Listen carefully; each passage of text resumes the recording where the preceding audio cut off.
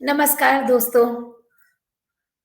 दैनिक जागरण के आज की इस सानिध्य कार्यक्रम में आप सबका स्वागत है।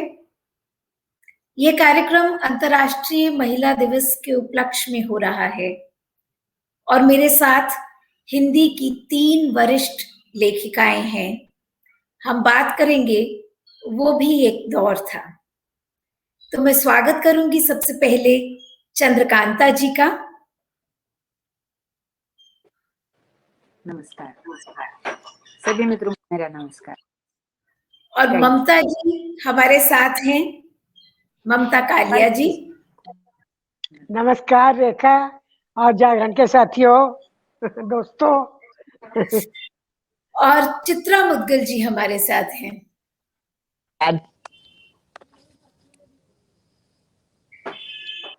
जब मैं इस विषय पर बात करने के लिए आप सभी के साथ जुड़ी हूँ, तो ऐसा लग रहा है जैसे मैं एक ऐसी दुनिया की तरफ देखना चाहती हूँ।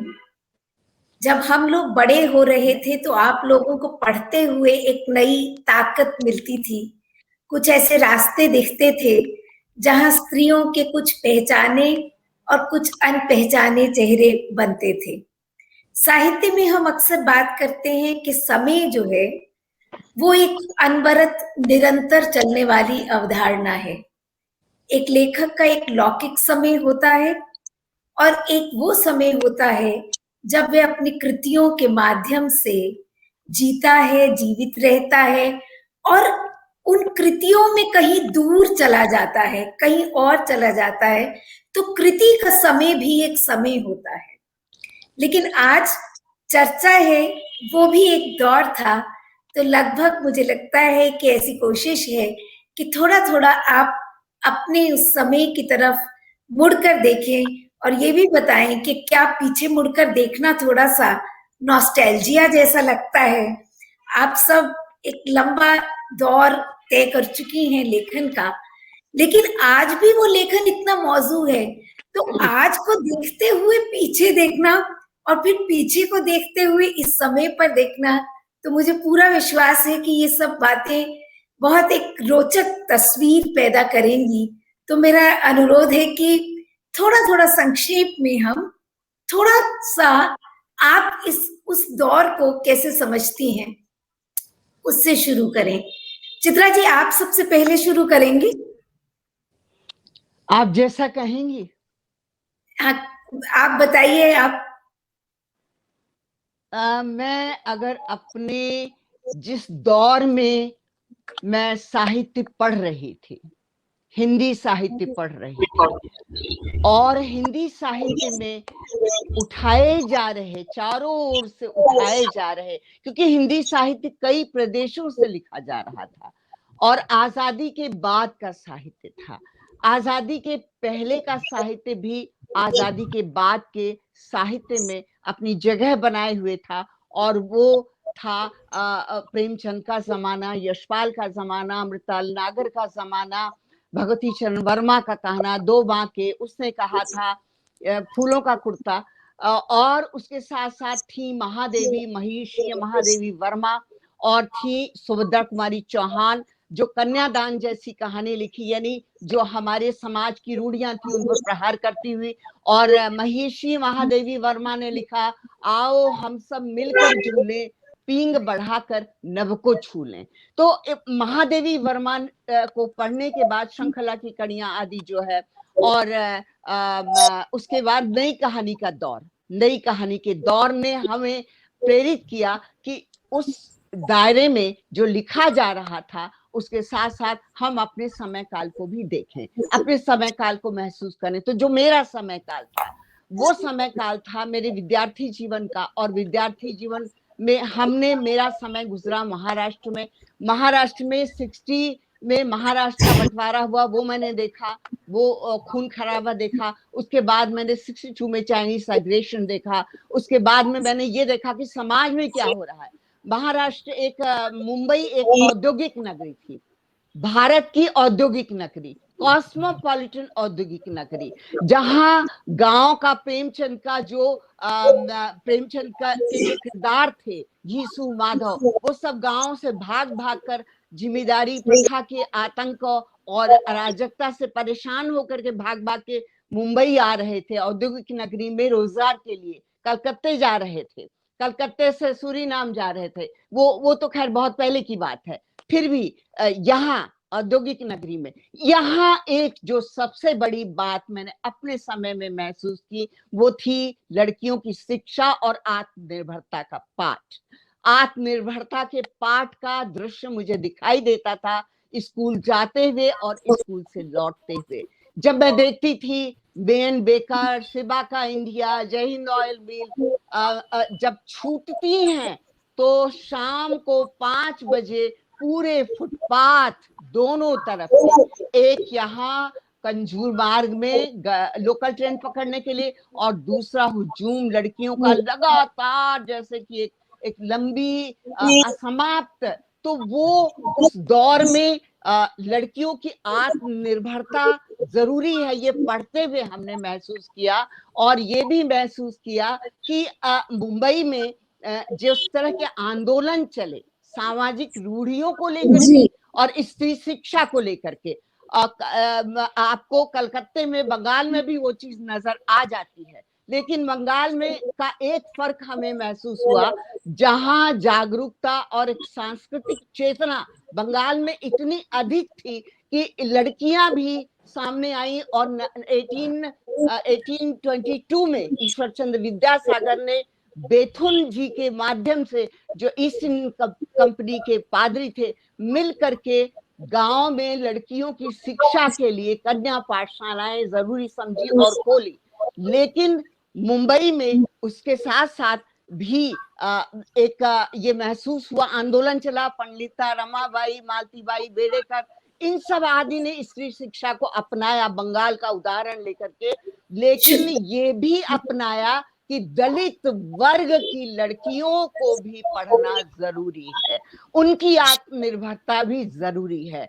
एक मायने में मुझे मुंबई का साहित्य जगत, मुंबई का समाज, मुंबई की का सोच, मूल्यगत, नैतिकतागत एक अलग लगा मुझे, जो कलकत्ता, चेन्नई और गुजरात और पंजाब और महाराष्ट्र में वो ये लगा कि सांस्कृतिक चेतना, शिक्षा चेतना और आजादी की लड़ाई में एक बहुत बड़ी भागीदारी जो बंगाल की रही। बंगाल जो दूसरों के लिए पाठ था, सबक था, लड़कियों के लिए भी आत्मनिर्भरता का, साहित्य में भी शब्दों को ब्रह्म समझने का, अभिव्यक्ति का। लेकिन यहाँ पर जो है एक चीज मैंने महसूस की कि कलकत्ता औद्योगिक नगरी होके भी एक सीमा तक जूट मिल वगैरह होके भी वो लोगों ने ये चेतना उनके अंदर नहीं थी कि आदमी रिक्शे में आदमी को क्यों ढो रहा है, जो मैंने मुंबई में नहीं महसूस किया।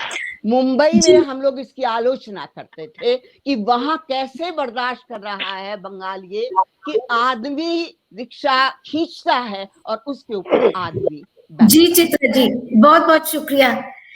चित्रा जी ने एक पृष्ठभूमि निर्मित की जो नवजागरण के समय से लेकर और वर्तमान मुंबई तक जाती है, और किस तरह साहित्यिक दुनिया में कुछ नई चेतना के साथ और सामाजिक दुनिया में नई चेतना के साथ हम नया समय देख रहे थे। तो चंद्रकांता जी, आप बताइए, आपको अगर आप वो एक दौर की बात करें तो आप उस दौर को अपने पीछे मुड़ के कैसे देखती हैं?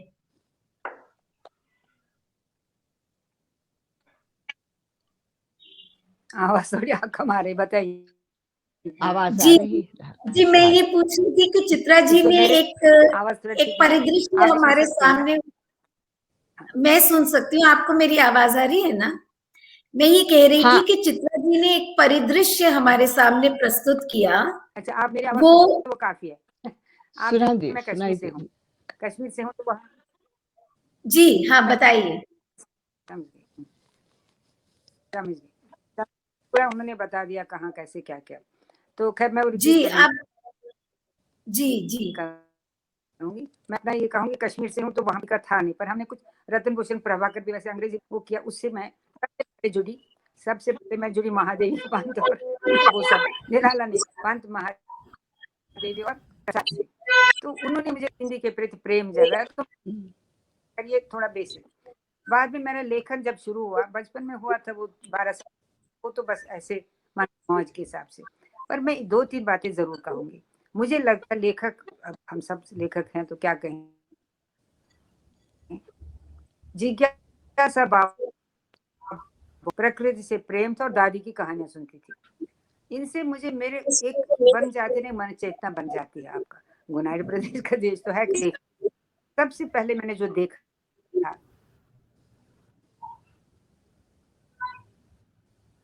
मैंने देखा हमारे स्त्री पर इतना अत्याचार हो रहा है। पड़ोस में एक औरत थी बेचारी, कहीं से लाई गई, तो उसको मैं हमेशा प्रश्न करती क्यों मारते हैं इसको, क्यों मारते हैं? घरों में थोड़ा आभिजात रहा करते थे, करता था मेरे पिताजी प्रिंसिपल थे, नाम प्रिंसिपल, कहते नहीं लड़कियों को ये सब नहीं देखना। और कभी कुछ कहती, एक बेचारी मंदिर था हमारे घर के सामने, वहां लोग आते थे, एक औरत थी बेचारी, तो औरत के प्रति हालांकि मैंने स्त्री मर्द के झंडे नहीं उखाड़े या गाड़े हैं, पर बचपन से मुझे लग रहा था ऐसा क्यों हो रहा है। उसका शरीर कमजोर था तो मंदिर वाले उसको निकाल देते बाहर, अपवित्र कर, उसका अपने आंखों पर ये नहीं था। तो खैर, तो पिताजी समझदार, तो वो कहते उनको घर ले चुप, क्या प्रॉब्लम है इसकी। तो उस वक्त तो था ही था, आज भी बहुत अच्छा नहीं है फिर भी। तो वो कहता था अरे मैं इस इल्लत का क्या करूं, उसने एक चूहे के हमारे एक बेटा भी नहीं जाना, 4 बेटियां जानी, उनको मैंने निपटा दिया, तो छोड़ दिया। उस वक्त भी मुझे लगा औरत अगर देह है, काम काजी है, सेवा करती है तो औरत है, नहीं तो कुछ नहीं, चितडा है। तो ये बात मेरे मन में तब से इसने मुझे बहुत अंदर से विचलित किया। एक रोगी ने कहा पता स्कूल को कॉलेज कहाँ गई हो, ठीक है। बाद में बड़ा मेरा जो प्रतिभा वो हैदराबाद से शुरू हुआ, तो पहली कहानी मेरी कल्पना में, तब मैंने देखा। और मैं एक बार नए दौर का सा था, वो चित्रा जी तब नहीं लिख रही थी, ममता जी की एक मैंने जरूर देखी है, उसमें उस समय में शायद में आई थी, तो महिलाएं वहां देखती खंडाल वगैरह करती। अगर महिलाओं बात करें उस वक्त क्या था, नए दौर में आप तो जानते हैं नई कहानी का दौर था। पहले वो लोग, उनके सबसे बड़ी प्रॉब्लम ये थी कि वो जो उनके अग्रज थे उनको नकार, चाहे कोई भी, चाहे यशपाल हो, इतने बड़े लेखक थे, अमृता नागर, कितने बड़े बड़े दिव्या जैसा उपन्यास लिखा है यशपाल ने, तो ऐसा नहीं, विचित्र लिखा बहुत था उससे, वहां पर पुण्य के परिवार से जो भी थी। तो मैं ये कहना चाहती हूँ सीधे से नकार थे, उनको लगा हम लिखते हैं वही सच है। ये बात मुझे उस वक्त 67 में, अब समझ लीजिए 60 से 70 तक, ये मुझे लगा नई कहानी का दौर चला, थोड़ा कविता कहानी का रहा। उस वक्त अमृत राय एक लेख मारा लिख रहे थे, नई कहानियां स्तंभ था, उसमें तो उन्होंने कहा बीच में बड़ा, आप तो जानते हैं राजेंद्र यादव ने थोड़ी कट रही है, उस वक्त वो दुर्दशा दिखाती स्त्री की, पाई भी बातें भी लिखी, तो वो कहते थे चंद्रकांता जी आपकी आवाज थोड़ी कट रही है, शायद उस तरह से लिखने लगे। हम भी दौर क्या था, वो द्वंद्व का दौर था, एक तरफ आपकी उम्मीदें थी जो पूरी नहीं हुई, आप तो जानते हैं जो क्या क्या भोगा हमने स्वतंत्रता के बाद, जो विभाजन के त्रासदी पर, उसको लिखा भी काफी गा, आप तो सब जानते हैं किसने क्या लिखा। पर हम क्या करते थे, हम पारिवारिक और सामाजिक कहानी लिखने लगे पहले, और पारिवारिक द्वंद्व, जैसे जैसे देखिए जब विभाजन हुआ, मुझे लगता घर भी विभाजन था, सब परिवार नहीं रहे, तो पिता, जैसे पिता बुजुर्ग पिता, वो उसको लगता था मैं उपेक्षित हो रहा हूँ, वो बच्चों की समस्या नहीं समझ पाता था और बड़ी पिता को दे नहीं पाते थे सब। ये उस वक्त दौर की कहानियां हैं, तो मुझे लगा ये द्वंद्व वहां से शुरू हुआ, और इस पर औरत ने आवाज उठाई, आवाज देखिए उन्होंने मित्रों मर्जानी लिखी, आगे ममता जी, क्योंकि अब आगे बढ़ाई, मैं चाहती हूँ जो हम ना बोले आप बोले।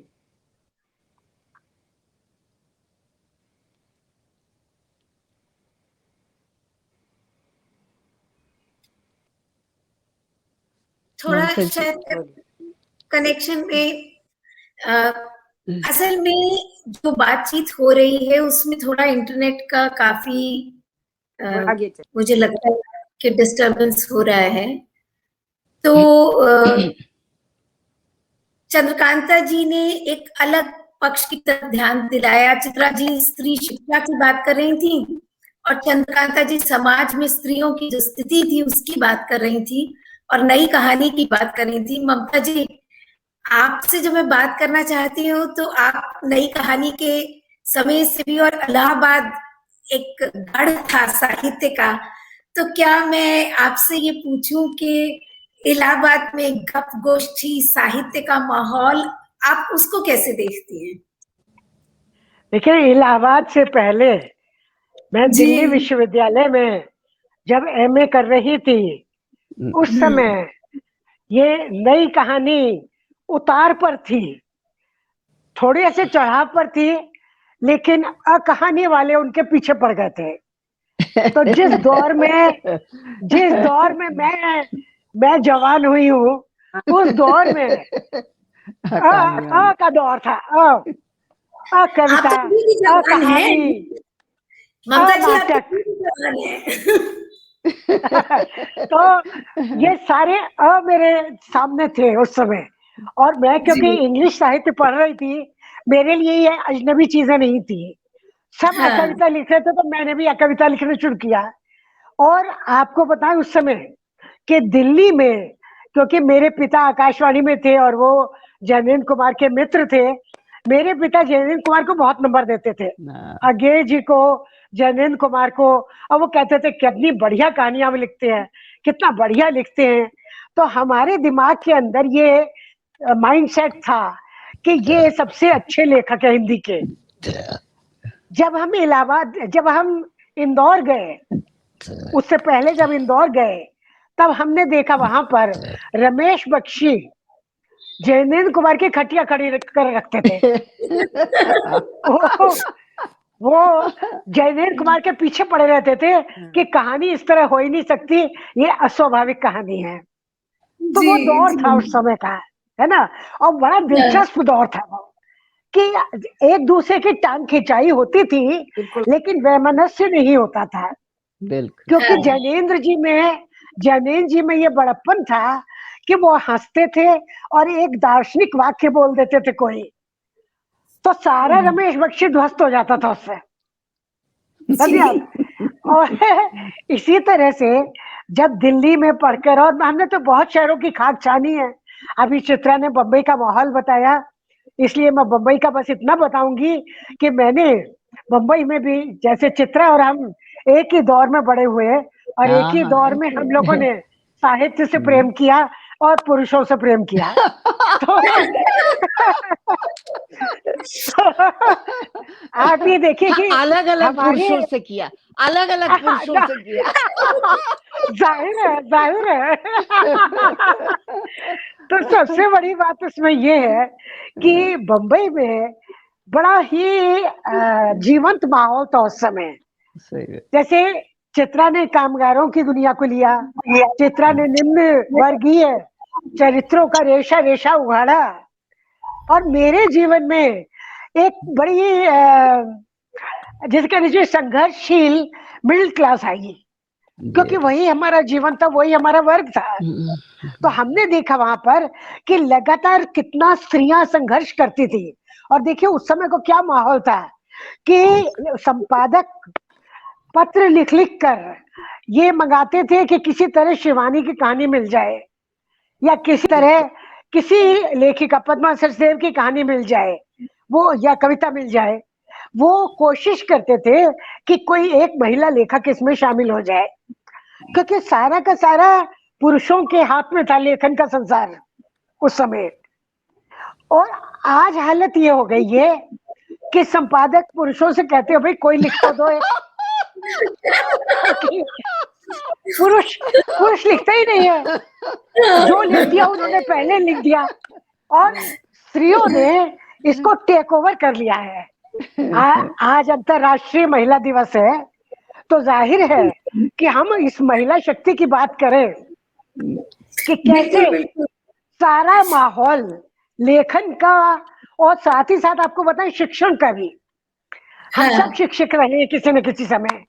और शिक्षण में भी आज जितनी स्त्रियां आ रही हैं सामने और जितनी लियाकत दिखा रही हैं, उतनी मैं नहीं समझती कि पुरुषों के यहाँ इतना है। क्योंकि पुरुष क्या कर रहे हैं, पुरुष चले जा रहे हैं कॉर्पोरेट जगत में टूथपेस्ट बेचने, बिल्ली बूट पॉलिश बेचने, समझे आप। और स्त्रियां जो हैं वो कलम लेके बैठी हुई है, वो लैपटॉप लेके बैठी हुई है।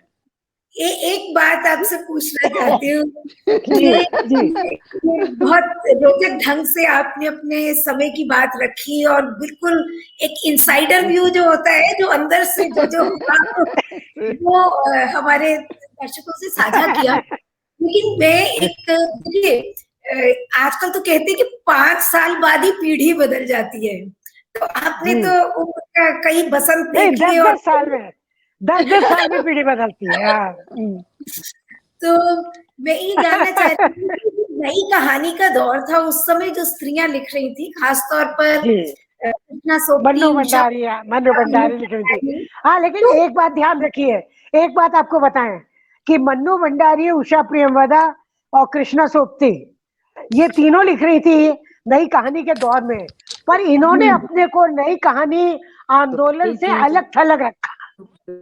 जी इन्होंने अपने नाम के साथ उस आंदोलन को चिपकने नहीं दिया, और वो जानती थी कि लंबी रेस का घोड़ा कभी अपने ऊपर जले का दाग नहीं छोड़ता। उन्होंने अपने ऊपर कोई बिल्ला नहीं लगने दिया। उषा जी प्रियवदा जी तो विदेश चली गई, मन्नू भंडारी राजेंद्र जी के साथ रहते हुए भी वो बिल्कुल उस नई कहानी के छींटों से दूर रही। और चित्रा आप जी ये देखिए, इसलिए नई कहानी खत्म होने से मन्नू भंडारी खत्म नहीं हुई। जी बिल्कुल, बहुत अच्छी बात ये कही बहुत है, बड़ी बात बहुत है बड़ी ना। बात। इसी तरह से कहानी खत्म होने से बिल्कुल आ, कहानी खत्म होने से ममता कालिया और सुधा अरोड़ा और चित्रा मुदगल खत्म नहीं हुई, जी ठीक है ना। क्योंकि एक आंदोलन होता है जो वो अपनी भूमिका अदा कर देता है, उसकी भूमिका होती है कि वो परिवर्तन की मांग करता है, और जी हम लोग वो हैं जो धीरे धीरे परिवर्तित होते गए। हमने अपने परिवर्तन की सूचना कानों कान किसी को लगने नहीं दी, लेकिन जी हमारे जी लेखन में वो वो परिवर्तन आए। परिवर्तन।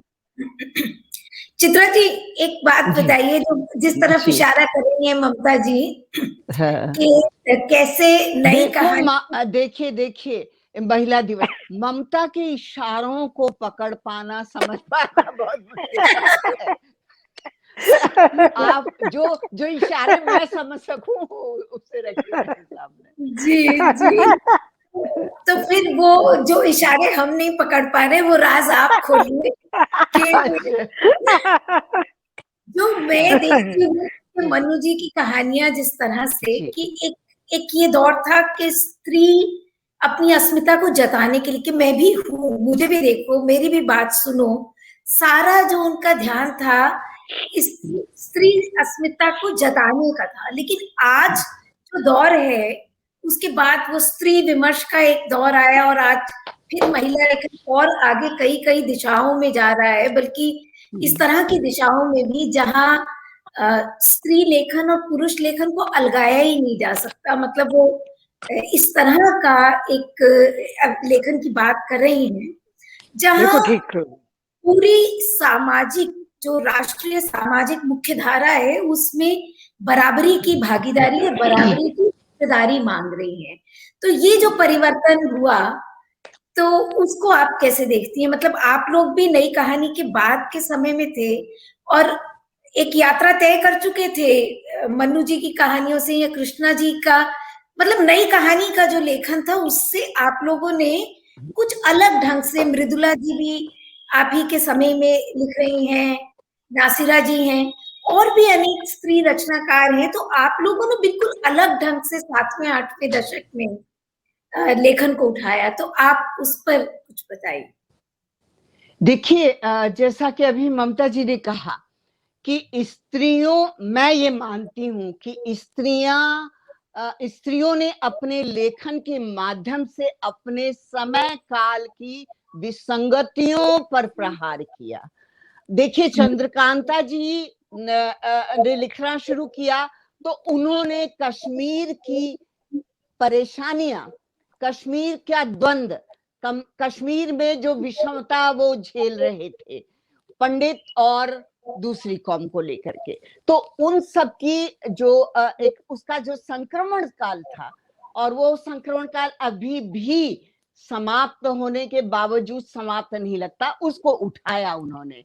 इसी तरह से आप देखते हैं कि अगर पंजाब से हमारी कृष्णा सोबती आती हैं, तो वो विभाजन की त्रासदी जिंदगी नामा शाहनी के माध्यम से, वहां की जिम्मेदारों के माध्यम से, वहां के मजदूरों के माध्यम से, हालांकि बड़ा कठिन उपन्यास है, जटिल उपन्यास है, आसान उपन्यास नहीं है, लेकिन उसको 3-4 बार में चित्रा बुद्गल ने समझ लिया पढ़ करके, और मुझे लगता है ये समझ अर्जित की बड़ी बात है।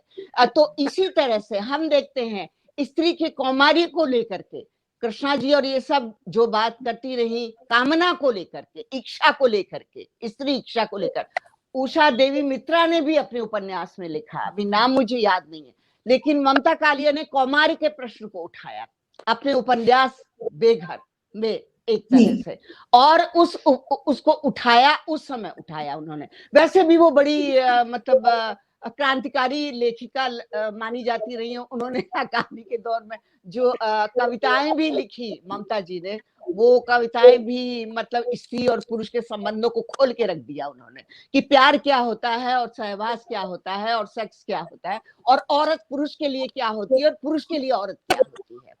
चंद्रकांता ने जो अपने वो एक कश्मीर का फलक लेकर के स्त्री की त्रासदी और वहां की स्थिति, लेकिन हिंदी साहित्य में हम ये देखते हैं कि उसी दौर में मनु भंडारी तो एक तरह से वो एक सप्तम सुर है, जिसको वो शुरू से लेकर आखिर तक अब तक बनी हुई है, और उनका कोई दौर सुनिश्चित हम नहीं कर सकते हैं। उषा प्रियंवदा नई कहानी के दौर में स्वीकार हुई, मन्नूदी नहीं की गई, लेकिन गजानंद बाबू के माध्यम से वापसी जो उनकी कहानी है उसको शामिल किया गया, परिंदे और इन सब के साथ, उसमें मैं नहीं जाती। वहां उनकी स्त्री पुरुष नई कहानी के दौर के जो स्त्री पुरुष थे, वो स्त्री पुरुष अपनी प्रेमिका, पुरुषों की वो प्रेमिकाएं थी, उनके कैटलॉग की प्रेमिकाएं थी, और वो ही उसकी सीमा थी। लेकिन बाद का दौर जो आया, वो बाद के दौर में हम ये पाते हैं सुधा अरोड़ा की नजर जो है वो कहीं ना कहीं राजनीतिक जो दबाव पड़ रहे हैं, उसकी परिणति जो औरत पर हो रही है, उसको लेकर के आपको काला शुक्रवार जैसी कहानी मिलेगी।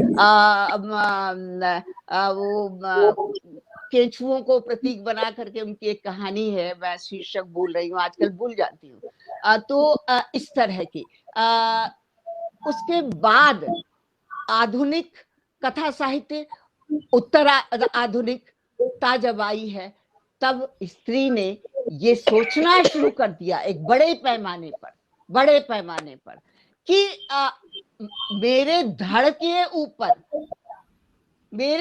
ऊपर एक कमनीय काया के धड़ के ऊपर एक अदन मस्तिष्क भी है, और ये मस्तिष्क पुरुषों के बराबर है, उससे ऊपर है।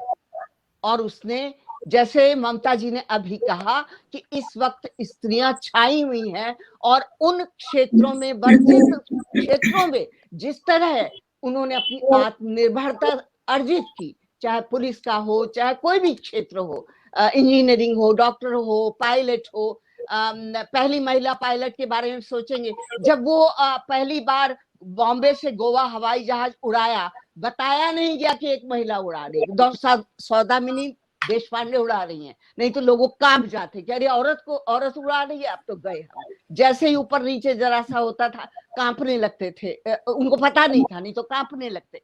लेकिन जब टेक ऑफ करने के बाद उतरने की बारी आई, और उतरने की बारी से पहले अनाउंस हुआ कि आपकी कैप्टन है सौदामिनी देशपांडे, तो जरा झटका जो लगा उससे कांप गए लोग, पत्रकार भी थे उसमें बैठे हुए।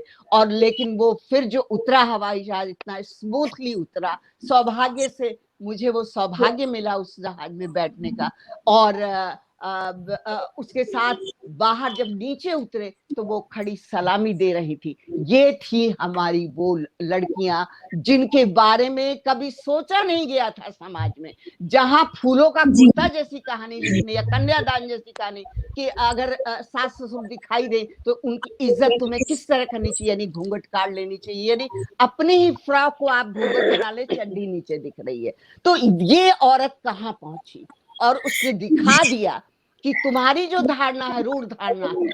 और इसी तरह हम देखते हैं मुंबई के इंडस्ट्रियल इलाके में, बैंकों में, मतलब कॉमर्शियल बैठकों में जो इकोनॉमिक्स को लेकर होने वाली बड़ी बड़ी बैठकें, तो एक हमने औरत को वहां आत्मनिर्भरता का के उस पाठ और उस दौर में देखा जहां हमारे अंदर एक आत्मविश्वास पैदा हुआ कि हम किन्हीं भी स्थितियों में हम रात को 1 बजे भी आ सकते हैं, कानून व्यवस्था को हम चुनौती दे सकते हैं। लेकिन ये चीज आपको मुंबई, चूंकि वहां पर स्त्री चेतना जो थी वो सिर्फ कागजों में नहीं थी, पंपलेटों में नहीं थी, सिर्फ एनजीओ चलाने के नाम में नहीं थी, आचरण में थी। अगर सरकार हमें नहीं देती है, हमारी औरतें सड़कों पे जाके बैठती हैं, जो कॉस्मोपॉलिटन झोपड़पट्टी में जहां घीसू, माधव और धनिया मौजूद हैं, तो वो जो झोपड़पट्टी बाहर बैठती हैं, तो वो उसके लिए सरकार के भरोसे नहीं रहना है। हमारी जिम्मेदारी है, हमारी बहनें हाईवे पर डिब्बा लेकर के न बैठे, हमें शर्म आनी चाहिए। हम 2-2 रुपए इकट्ठा करके भी संडास बनवाएंगे, और ये काम किया मड़ालताई गोरे यानी पानी वाली बाई ने। तो वहां पर इसको कागजों से बाहर लाया गया, जो आपको दिल्ली में आकर हमें नहीं दिखाई दिया गया।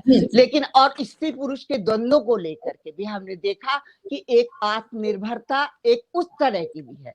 स्त्री अपने दिमाग से समझौता करने के लिए तैयार नहीं थी। तलाक वलाक शुरू हो गए बहुत सारे, पितृसत्ता उसे बर्दाश्त नहीं कर सकती थी। मैं चंद्रकांता जी की तरफ जाना चाहूंगी। चंद्रकांता जी, आपने विस्थापन को लेकर, महिलाओं के विस्थापन को लेकर भी कई कहानियां लिखी और आपने आत्मकथात्मक रचनाएं लिखी। बात करके जाऊंगी, मेरा तो ना पड़ेगा। एक बात करके जब मेरा हो रहा है इसमें, एक बात करके जाऊंगी। ये तो खैर बहुत अच्छी बात है, सब कुछ कहा है इन्होंने। मैं ये कहती हूँ नई और जो बात हम करें वो तो खैर सबसे तो अब बहुत काफी कुछ बदल गया है। इसलिए मैंने कश्मीर में लिखा था जब नई दौर था वो, और हाशिए की इबारतें, नई कहानी का दौर जिंदा, तब तो भाईचारा था। पर जब स्त्री, यहाँ भी स्त्री है, आतंकवाद जो हमने 7 बार आतंकवाद कश्मीर में भोगा, स्त्री ही सबसे ज्यादा पीड़ित और दंशित हुई। उसका भाई मारा गया, दुख स्त्री वैसे तो आतंकवादी के लिए तो स्त्री शरीर है, वैसे पहले भी शरीर था। तो उसमें भी मैंने ये जरूर लिखा कि वो उभर रही है। अब आवाज कहानी देखी, वो अपने को दोषित नहीं मानती, वो अपने बच्चे को रखती है। आतंकवादियों का बच्चा है, शरणागत दिनार्थ में वो बेचारी ढूंढते ढांढती आती, अपने जो निष्कासित टेंटों में पड़े हैं वहां उसको जगह नहीं मिलती, पर वो भाई कहता है इस बच्चे को छोड़ देती, कहता नहीं ये मेरा बच्चा है। ये सच्ची कहानी है, ऐसी झूठ हवाई कहानियां मैं नहीं लिखती, क्योंकि समय बहुत बदला, स्त्री की सचेत हो गई। वो जानती मैं कुछ, अगर मुझे बलात्कार हुआ तो वो मेरा दोष नहीं है, उसका दोष नहीं है। अगर कुछ पुरुष के साथ भी तो होता है, काफी बलात्कार होते हैं उसके साथ भी, कई तरह के। तो मुझे लगा कि स्त्री सचेत हो गई है। उस समय के साथ तो काफी कुछ है जो पाया है। अब लिखा गया जिंदगी नामा, तो खैर वो उन्होंने कृष्णा जी ने बहुत कुछ लिखा, पर वो आज के समय के साथ नहीं जुड़ पाई। तो हो सकता कुछ और चीजें तो उन्होंने दिलो दानिश में काफी कुछ स्त्री के उन्मुख चाहूंगी, क्योंकि मेरा ये खत्म हो रहा है इसका। अभी फिर भी कुछ बात करेंगे, जब तक सुन सकती हूँ सुनूंगी। इसका ये खत्म हो गया बस असल में काफी समय गया ना, पहले में काफी गुजर गया था। आप इस पर बात करना चाहिए। आप लोग अभी कुछ बात करेंगे, मेरे ख्याल में टाइम तो हो गया होगा। अभी नहीं हुआ तो मैं बस हमारे पास 10 मिनट बाकी हैं, तो आप गड़बड़ हो रही है। आप आज की जो स्त्री लेखिकाएं लिख रही हैं, आज जो नई लड़कियां लिख रही हैं, उस पर आप कुछ कहना चाहेंगी? सवाल किससे है? ये चंद्रकांता जी से पूछ रही थी, वो कह रही थी ना कि अच्छा। मेरा कनेक्शन कटने को है, तो मुझे लगा अच्छा। कि अंत में जाते जाते अगर आप बताइए, ममता जी आप कहिए जब तक चंद्रकांता जी जुड़े। नहीं, चंद्रकांता जी बोल रही है, बोल रही है। हाँ हाँ, मैं आपसे पूछ रही थी कि आज जो स्त्री लेखन में नई संभावनाएं दिखती हैं और इतनी लड़कियां नहीं, उनका कट रहा है बार बार। ममता जी आप कहिए तब ये तक। बहुत सुखद है, ये जो बाढ़ आई है,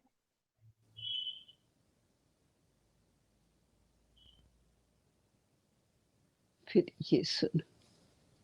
जी ममता जी। हाँ,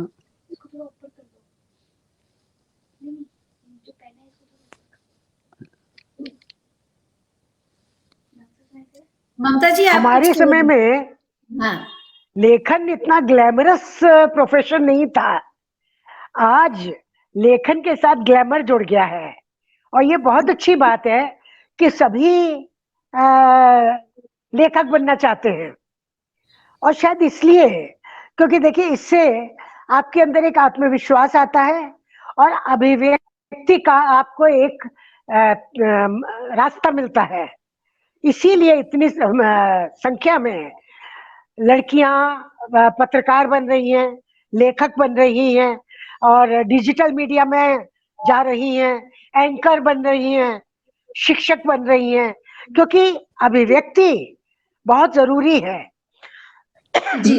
लेकिन आज के दिन मैं ये भी कहूंगी कि वो ठीक है, यंगर जनरेशन ने बहुत अच्छी तरह टेकअप किया है जो काम हमने किया था, और उनकी जो बोल्डनेस है वो भी बहुत अच्छी है, क्योंकि आज बहुत से बने बनाए खांचे और फ्रेम तोड़ने की जरूरत है।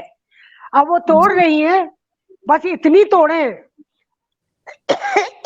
कि खुद ना टूट जाएं, जी ये मैं चाहूंगी, है ना? यही क्योंकि कई सब। बार होता है कि फ्रेम तोड़ते तोड़ते हम लोग तस्वीर तोड़ देते हैं।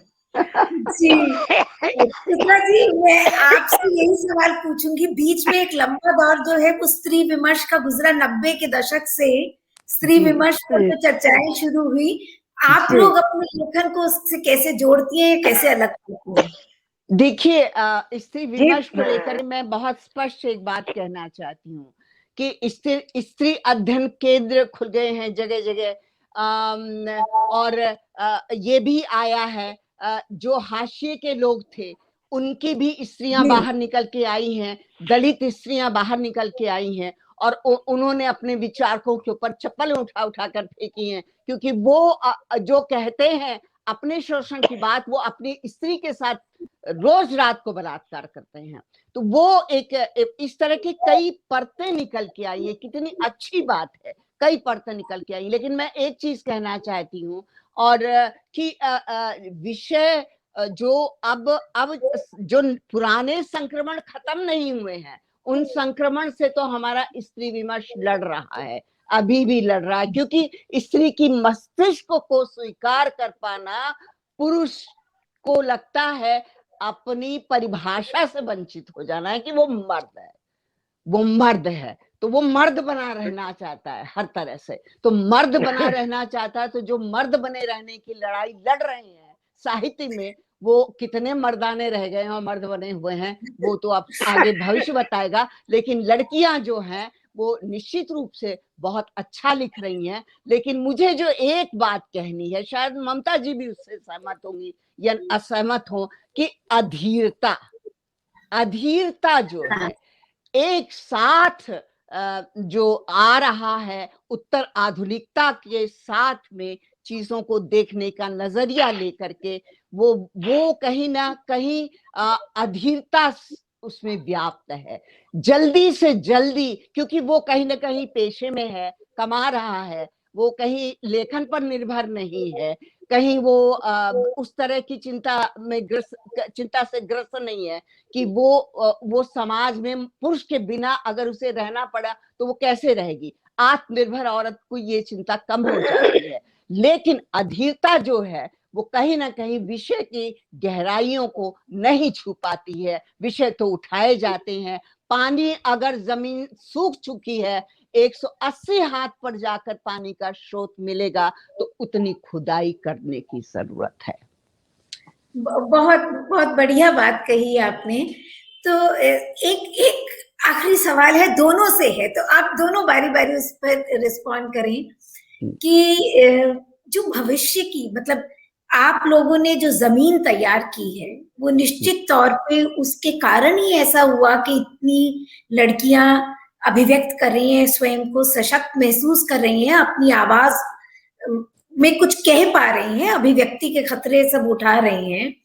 लेकिन क्या एक ऐसा समय की परिकल्पना आपके मन में है जहां मतलब स्त्रीवाद को स्त्री बनाम पुरुष की तरह नहीं देखा जाएगा, या आने वाले समय में आपको लगता है कि स्त्री के साथ साथ पुरुष भी बदल रहा है और पुरुष और स्त्री और पास बहुत अच्छी बात है, पास आएंगे और एक नए समाज की संरचना की तरफ हम बढ़ रहे हैं, ऐसा आपको लगता है? बहुत अच्छी बात है ये रेखा, ये बहुत अच्छी बात आपने कही।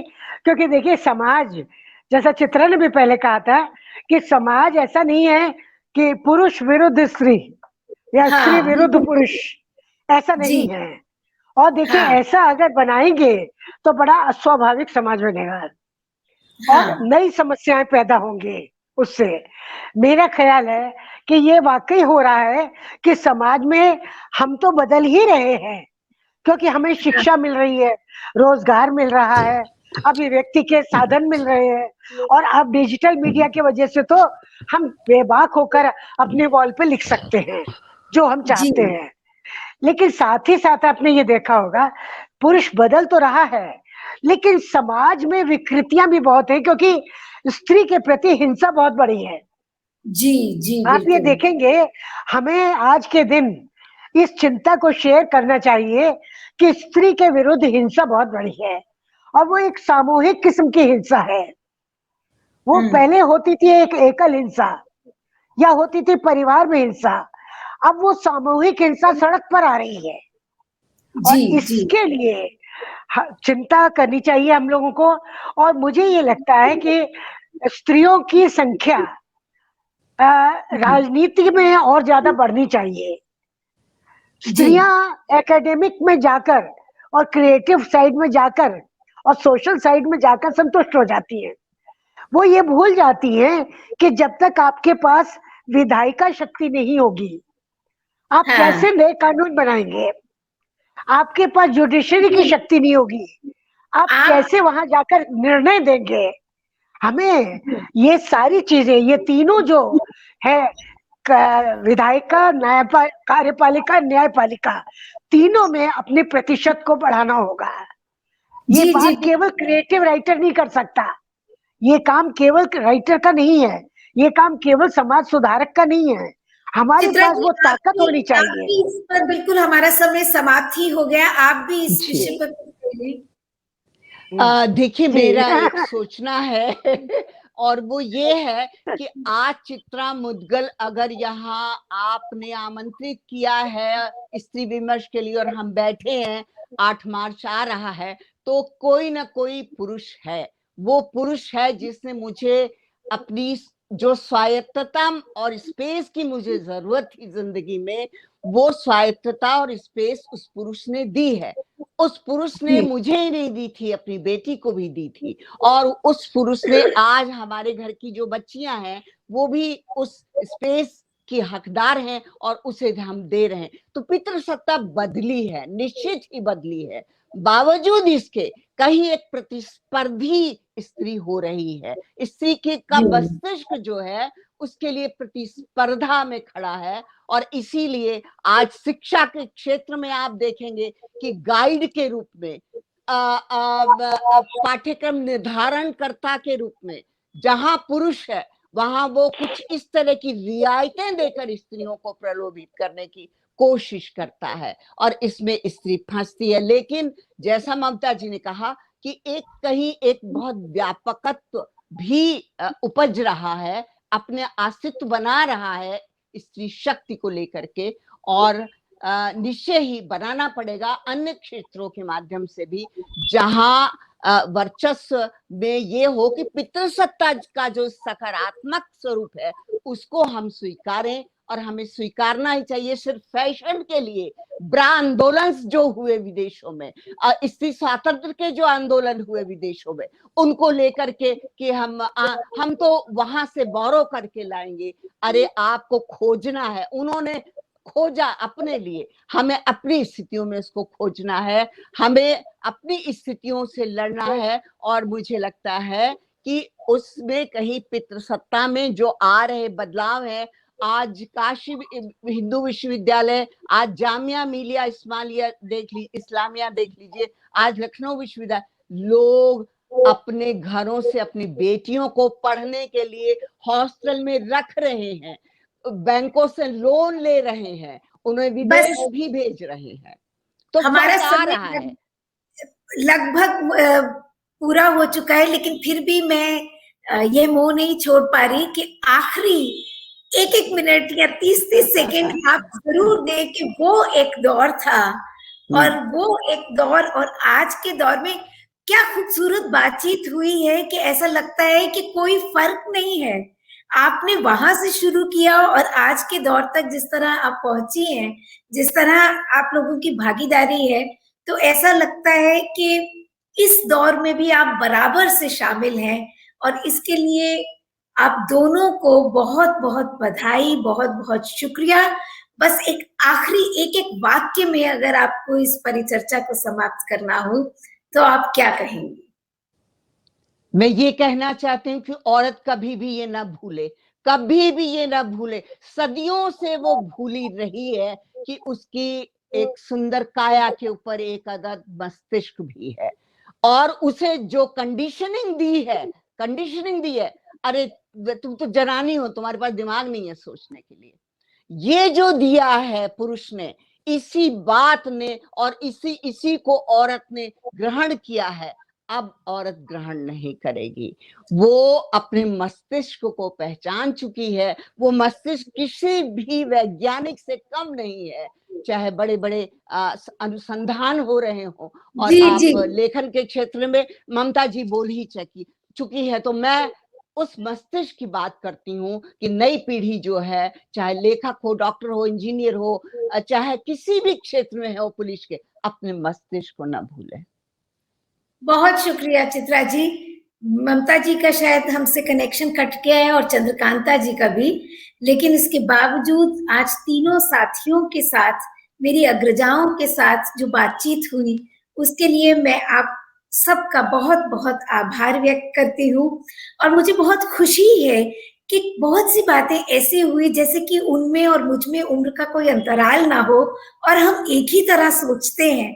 तो कोई अतीत जीविता नहीं है वो उस दौर के बारे में सोचने में, बल्कि वो अतीत हमारी शक्ति है, हमारा साहस है, हमारा आत्मविश्वास है। बिल्कुल। तो आप सबका बहुत बहुत शुक्रिया, और दैनिक जागरण सानिध्य की पूरी टीम का शुक्रिया, जिससे कि ये आयोजन संभव हुआ। सभी साथी जो साथ में जुड़े हैं, अंतर्राष्ट्रीय महिला दिवस के दिन आज, उनको बहुत बहुत सलाम, प्यार और एक साथीपन का भाव, जो सिस्टरहुड, स्त्रियों के साथ होने की सबसे बड़ी ताकत है, वो सिस्टरहुड बना रहे, और हम सब यूं ही बातचीत करते रहें, संवाद के माध्यम से नए रास्ते निकले। धन्यवाद। बहुत अच्छा, बहुत बहुत धन्यवाद। नमस्कार।